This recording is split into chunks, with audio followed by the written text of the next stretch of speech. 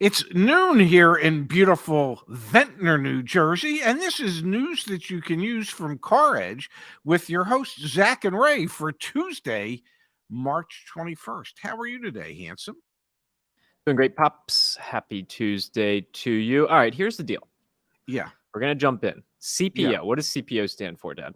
I know it stands for Certified Pre-Owned Vehicles. All right, so we had the lead story on automotive news this morning. Quite interesting. CPO sales plunged. Like, legitimately, automakers can't get increased certified pre-owned sales. And that's leading to them doing some kind of strange things, aka changing the rules for what it means to CPO a vehicle. This is Yes. really interesting. This is super interesting. I'll pull it up on the screen. We can read a few of the key points, and then I'm very curious, Dad, to get your take on this news and what impacts you think it's going to have on consumers like us. Here it is, Dad. As US CPO sales fall to an 8-year low, some brands make older cars eligible. Some automakers decided to combat the drop in CPO sales by increasing the pool of used vehicle inventory that is eligible for certification. The too long didn't read, Dad. Last year, sales of certified, I'm just going to say CPO'd, CPO vehicles dropped to 2.49 million, down nearly 10% from 2021 and the lowest since 2014. As to why sales dropped in 2022, I think you did have some new vehicle inventory situations get better for some manufacturers. That's not the only thing that's doing it, Dad. There is simply fewer and fewer. For example, General Motors, their CPO sales were down 18%. There's just fewer cars that actually meet the criteria to be CPO'd. Well, there's a couple reasons for that, and the main reason for that is all those lease cars that had been coming due in 2021, 2022, and so far the beginning of this year, they're not making it to the dealer lots. The residual values are considerably less than the actual retail values, market values. So the people are buying their lease vehicles out, never making their way back to the dealership, never replacing that lease car with a new car, turning that lease car back in so that it can then become a certified pre-owned car. So if there are fewer high quality, relatively young used cars available, well, that means there's fewer vehicles that you can certify. And many dealers who are paying retail and above to get the higher quality pre-owned cars, whether they be at auction or whether they're appraising them at higher numbers so that they can get their hands on them, they're saying to themselves, we can't afford to certify these cars and add the additional expense because we can't get the extra retail value for it. We're going to explain, and I find this to be fascinating, where I think the desperation is coming from the automaker side. And then, Pops, can you explain to all of us what it costs the dealer to CPO a vehicle? And as consumers, if we should even be thinking, oh, certified pre-owned, there's more value there. But first, folks, the desperation. And this is super interesting. I'm going to scroll down, zoomed it in. Parameters expand. For some automakers, certified used vehicle sales rose in 2022. Some automakers offer more customer-facing and dealer-facing incentives to help boost overall sales. Hyundai Motor America's certified sales rose 24% in 2022. So how did they do it, Dad? How did they do it? What Hyundai constitutes as certifiable inventory changed to include 6-year-old vehicles or vehicles with up to 80,000 miles, 1 year or 20,000 miles more than was previously allowed. Hyundai also dropped the Hyundai Certified Pre-Owned designation from its program in favor of Hyundai Certified Used after the company saw research that indicated customers understand that terminology more than CPO. Pops, they didn't sell more CPO cars because they changed it from certified pre-owned to used. They sold more CPO cars because they allowed more cars to become CPO'd. Exactly. Yeah, and that's what some of the dealers are doing. They're going back longer and further as far as what vehicles they will allow to be certified. And what would really be interesting about that is what the added value would be for those older cars. They might only get something like an extra 1 year worth of warranty or an extra 15 or 20,000 miles worth of warranty. And and very well might not be worth the extra cost to do that. Many dealers, they certify some cars and don't certify others. And one of the reasons they do that is they want to have some lower price point cars. And then they can allow their finance departments to upsell the customers with either some type of wrap coverage or a longer term extended warranty coverage that would be longer term than that maybe additional 1 year or 20,000 miles worth of CPO coverage. And what's really curious to me is the concept behind changing it from certified pre-owned to certified used, because, well, people understand that more so than pre-cert. Come on, if they don't know, if they don't know pre-owned is used, then God help America. Pops, let's dig into a few things, because you got a comment here from Brad. Ford dealer here isn't even checking the cars they CPO, just slapping the CPO on a car to sell it. And it's interesting, Ford actually has a version of certification that goes up to vehicles that have up to 150,000 miles on them, which is mind-boggling to me. So let's talk about that. What does it cost? Because it costs the dealer to actually CPO a vehicle. Is it worth it as consumers? And do you have questions? Do you think that as automakers extend the options for certified pre-owned vehicles, plus there's a shortage of quality used cars, no lease returns, are you an advocate for CPOs or not an advocate for CPOs? And I'll speak just briefly. The warranty piece, y'all got to get quotes from us on warranties before you just buy into the CPO warranty, because it probably is cheaper. There's a bit of a markup there. Yeah, well, let me say this. The certified pre-owned programs out there depend on the manufacturer. Some manufacturers support it better than others. The CPO program, in some cases, can add a tremendous amount of value and peace of mind as far as warranty coverage on the vehicle. And it also requires dealers to have an additional layer of mechanical review and cosmetic review of the vehicle. For instance, when I was with Acura for a lot of years, I mean, they were pretty stringent upon what you had to do to certify a vehicle. I mean, literally, we had a full packet, a huge checklist that the mechanic had to go over and sign off on. The service manager had to review it and sign off on it. The sales manager, when it was sold, had to review it and sign off on it. And the customer had to review it and sign off on it. And then the extension of the warranty, if I remember correctly, back at that time was up to 6 years and 100,000 miles, so that you really ended up with a much better warranty coverage. But then there's other manufacturers that the warranty coverage is really limited. The amount of reconditioning required to be a certified car is somewhat limited. And in many cases, for some brands, like that one gentleman suggested, they just slap the CPO sticker on the car without actually really doing the reconditioning or the inspection. It's up to the dealers, it's up to the manufacturers to really police what their dealers are doing. But if it is policed, and if the dealers are doing what they're supposed to be doing, there can be added value. Now, I know when I was with Acura and when I was with Mini, the average cost to recondition a vehicle to make it a certified vehicle was typically at that time somewhere between $1,500 and $2,000 to bring it up to the standards that either Acura required when I was with Acura or what Mini required. And then you actually pay another fee on top of that to the brand, to the manufacturer, for them to allow you to certify it, which is what gets you the additional warranty coverage and things like that.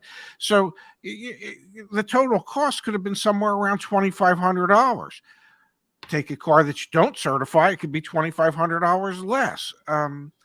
So is there value? With some brands there is, with other brands there's not. If it's like a third-party certification program, then there's probably no value to that. And you're seeing more of those pop up, that you're seeing these third-party it's Jane Doe certified. That doesn't mean anything. I mean, No. I guess it means something, whatever Jane Doe does. But if you're thinking about certified pre-owned, look for an OEM CPO and then really understand what that means. Ask for the inspection checklist that they did. They do a 160-point inspection. Really dig into that. And there you go. Jerry's got it right on the money, Pops. Yes. Premium brands have significant higher CPO standards and better CPO audits. And that is the key to a quality CPO or certified pre-owned vehicle. If there is no audit, if there are really no standards, then it means nothing. But some brands really do stand behind the certification process, and they do audit their dealers to make sure they're doing what they're supposed to be doing. All right, Pops, let's switch gears. We know CPO sales have gone down. We know the desperation to certify older and older vehicles has begun. Let's get an update on the used car market in general. We have our friends over at Black Book to thank for this, Dad. On the wholesale market, we continue to see price increases.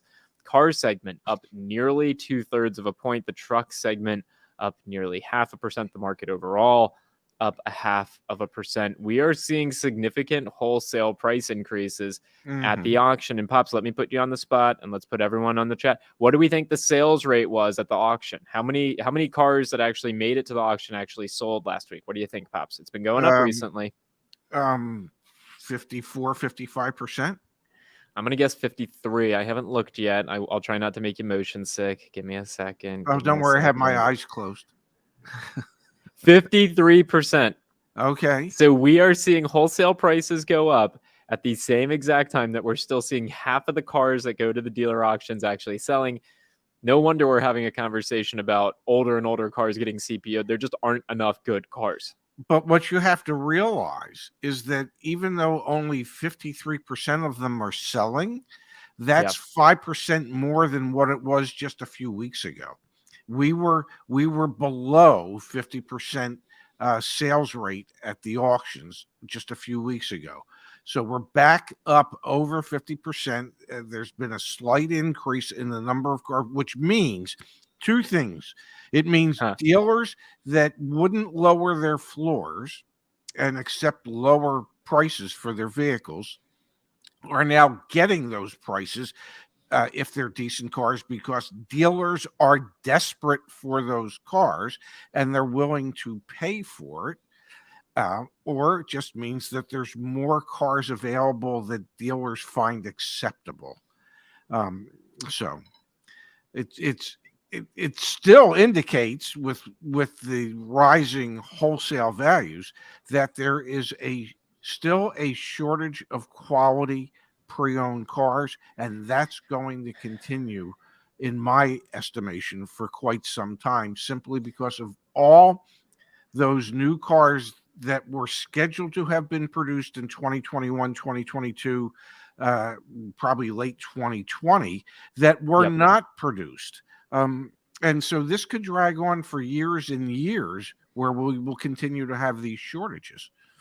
And I think I know we disagree on that. We disagree on this one because consumer demand, Dad, there's this expectation that consumers are going to continue to spend money buying these cars.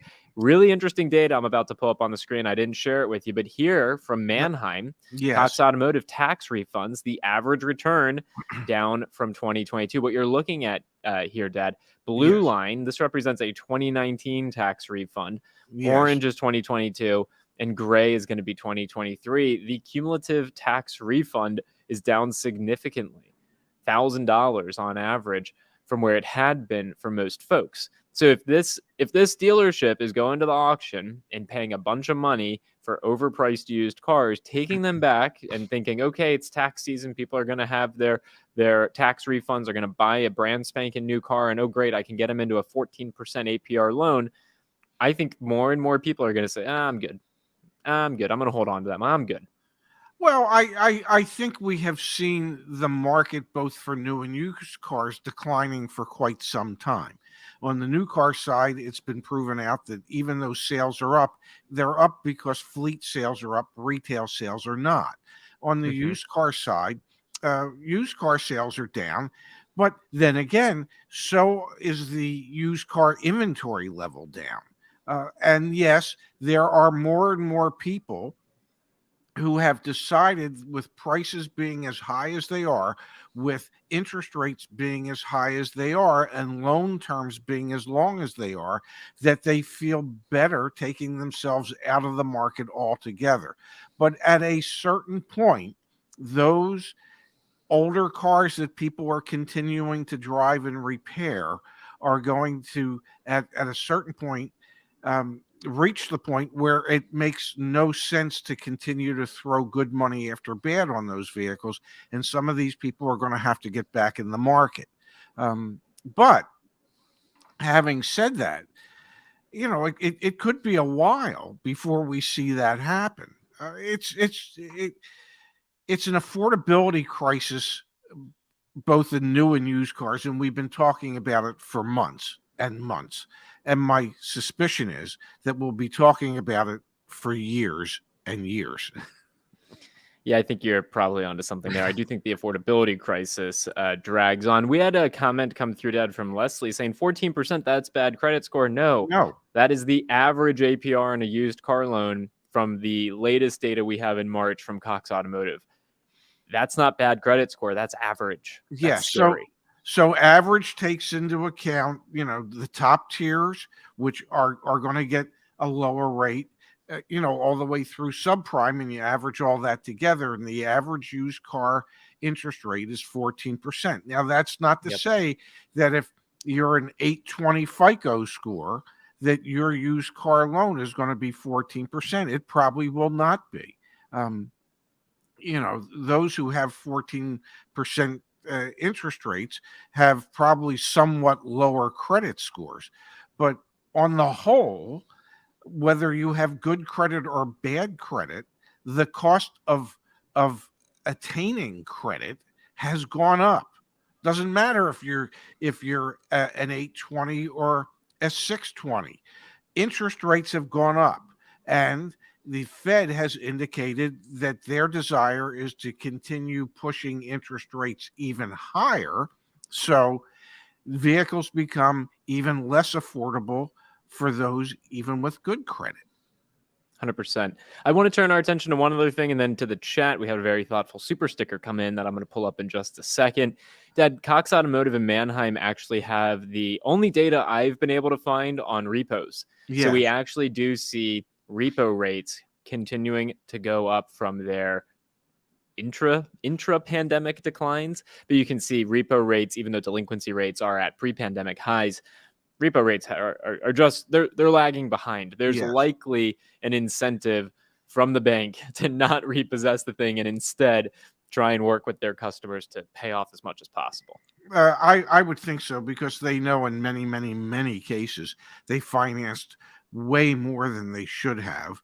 And they know that the losses that they would take sending a vehicle like that to an auction would be astronomical. So rather than do it, many of these lenders are trying to figure out ways to work with their customers that find themselves somewhat behind on their payments.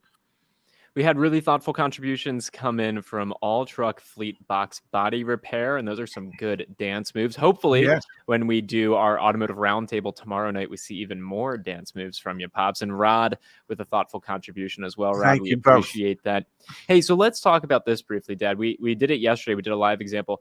The good news here is now is a great time to sell your car. If you have, for example, we've got Jana in the chat saying, question, Toyota Camry 2017, all maintenance documentation. How much do you think it's worth? It's paid off. Two things to do, Jana. Two things to do. One, get a black book value on it. Black book, you run the VIN, it'll give you a black book value, and you can do that at CarEdge.com. The other thing that you should be doing, Jana, is you should be plugging in your vehicle. Go to CarEdge.com, click on sell. I did it yesterday for this 2020 Honda CRV. Come here, put your vehicle in and see what the cash offers are from dealers in your area. Aggregate all of the different offers in one place. And it's cash offers. It's what they're legitimately paying for the vehicle. I think, Dad, we're going to see a huge spike in people selling their cars over the next couple of weeks here, because if you don't need to replace it, now is the time to sell it. It's very obvious. We've seen the strength of offer go up significantly. Oh, yes. And looking at the black book wholesale data would indicate that dealers will have to pay even more for a comparable vehicle at the auction than they would if they bought it off the street.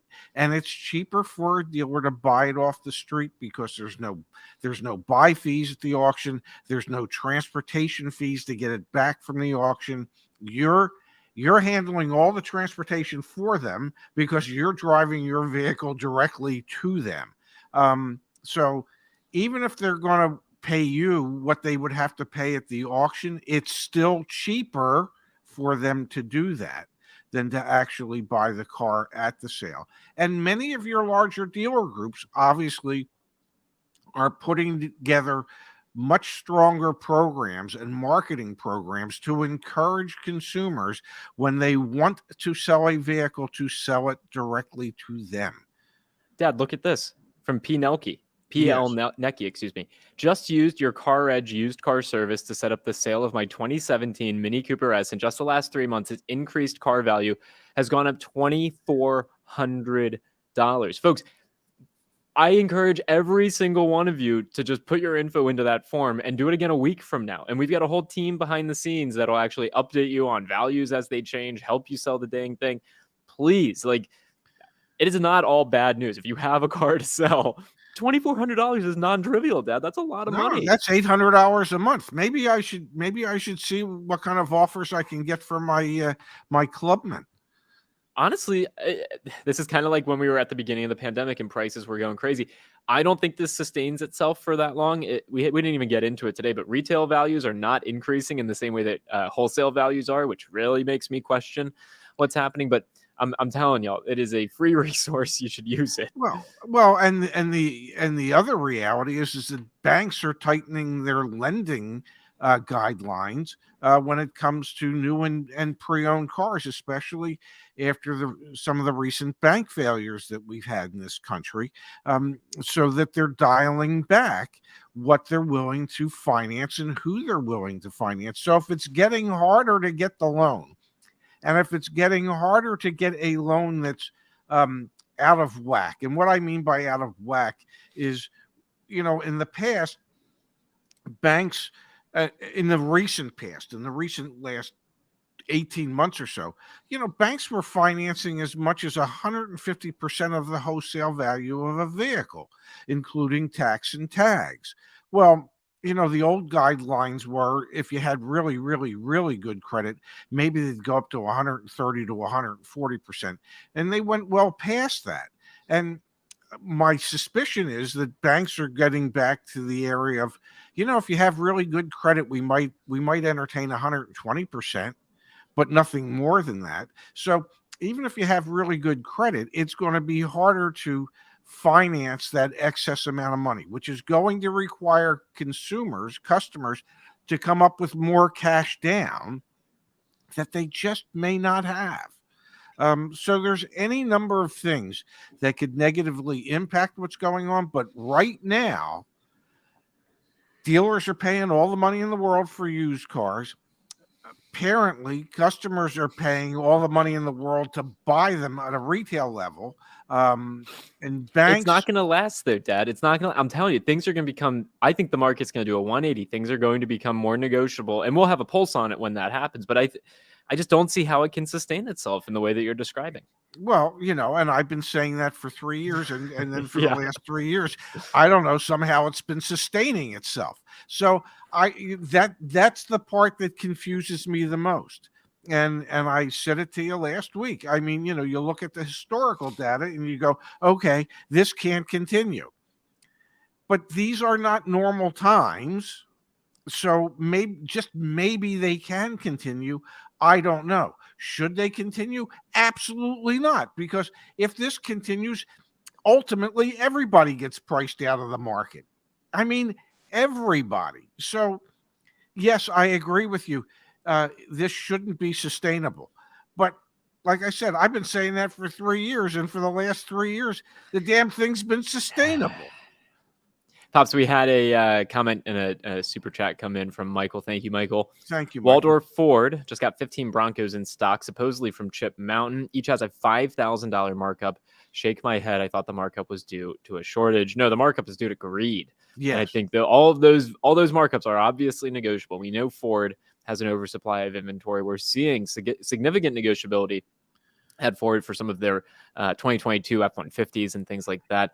Pops, we also had a contribution come in from Leslie. Leslie, thank you. We really appreciate that. And Dad, one of our community members here recently had success with Ford. I'm actually going to pull that up on the screen. Let's take a quick peek. If you are new to the CarEdge community, please go to caredge.com/community. Let me get this banner off the screen so we can actually see this here and pull us over to the left. Dad, this success story was posted about a 2022 F-150 Lariat just yesterday. Just wanted to share my experience and the outcome. The tools you guys have available really helped me get in the right mindset before going into the dealership. Just first want to say that the salesman was excellent, top-notch person, very good person. The F&I person was my challenge. I noticed a few techniques they tried using on me, but I was ready because of CarEdge. Short story, I was completely courteous, and when the OTD price was more than I was originally told, I almost walked out. I was serious because I have a tight budget. They renegotiated the deal, and bottom line, I was able to purchase the optioned out Lariat for $3,800 below MSRP with 2.9% financing for 72 months. That's incredible. The savings will cover the finance charges unless I'm able to pay it off early. I had no idea how well look at the truck is. I'm still learning all of its features, but I think the pricing is still way too much for these new trucks. But I also understand that the dealership has to make a profit to stay in business. I purchased a lot of trucks from the dealership, and this is the first time I felt like the F&I was trying to something me. Thank you, CarEdge, Ray, and Zach. Success stories are everywhere over on caredge.com/community. And the other thing, for those of you that might be, man, look at this. Mario was this is from Matthew. He actually got his Range Rover, Dad. Yes. And he used the concierge service. This is an awesome success story as well. A beautiful Range Rover that he got his hands on as well. Having Mario in my corner took all the stress out of what would have otherwise been a nerve-wracking process for me. Get me a sense of certainty and confidence. I mean, please come over here. If you're not using Deal School, use Deal School. Like, this market might be challenging. It doesn't have to be the end of the world. You have a ton of resources, whether it be us doing it for you. Oh, thank you. All Truck Fleet Box, Thimble Ring, aka Shell Game. There's still some wins to happen out there, Dad. And we love celebrating those. And we've said it before, and we will continue to say it.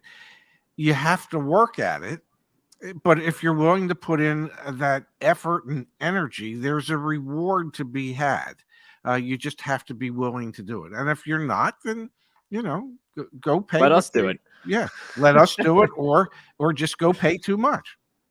Yeah. Fair enough. All right, Pops. So tomorrow night, 7 p.m. Eastern time, we are going to be hosting the first ever CarEdge Automotive Roundtable. We've got some guests lined up. It'll be a live stream at 7 p.m. Eastern over on the CarEdge main channel. I don't know about you, but we're getting closer to it. I'm getting more and more excited to have this conversation with Craig from Flying Wheels, Brandon from Car Questions Answered, and Lucky from Automotive Life. It is going to be really fun.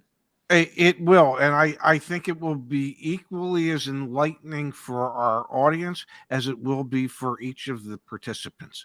I just think, we have, I don't know how many years worth of experience between all of us, but I just believe that there will be things that will be shared, or stories that will be told that will enlighten every last one of us. Yeah, I'm really excited, and I can't wait, Dad. I hope it's the start of a series that we're able to do. I see someone in the chat saying, bring Ben Hardy on. Sure, would love to. Whoever we can get to join us, we would absolutely love to have with us. Can I say one thing? That light bulb that somebody thinks needs to be changed, that's on a different switch. So that light bulb, no one knows. Yeah, that light bulb actually lights up. It's just on a different switch. So yeah, perhaps I if my electric bill's not big enough, I should make it just a little larger for this show.